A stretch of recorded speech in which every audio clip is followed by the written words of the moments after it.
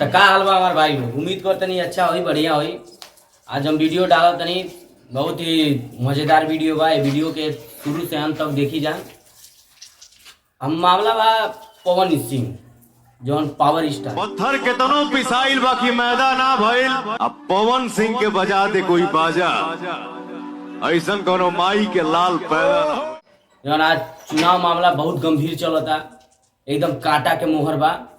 और 9 तारीख को नामांकन था पवन सिंह का, पावर स्टार जी का। उसमें उनके प्रोग्राम में आए थे बहुत बड़का स्टार, बहुत स्टार लोग आए थे, जिसमें अरविंद अकेला कल्लू जी भी आए थे और अंकुश राजा भी आए थे और नीलकमल सिंह सुपर स्टार भी आए थे। तो पवन सिंह के सपोर्ट में आए थे।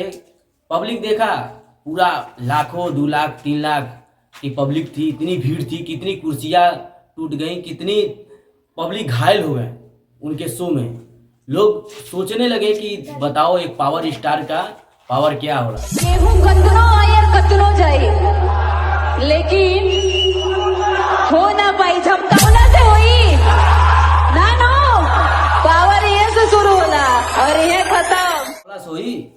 पावर यहीं से शुरू होला, यहीं से खत्म। हम ही बतावल चाहतनी कि जेकर लिए पवन सिंह पावर स्टार, जेकर लिए बीजेपी के समर्थक 10 साल से बानी, जेकर लिए पवन सिंह कितना रैली कैनी, कितना हर चीज कैनी, हम नाम नहीं लेतनी, लेकिन इतना सपोर्ट कैनी, बीजेपी में ही रानी, ठीक। लेकिन पवन सिंह के जब बारी आई तो सब केहू भाग गए।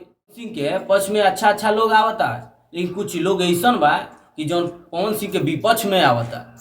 लेकिन अब कहल जाला एगो दुश्मनी के काटा।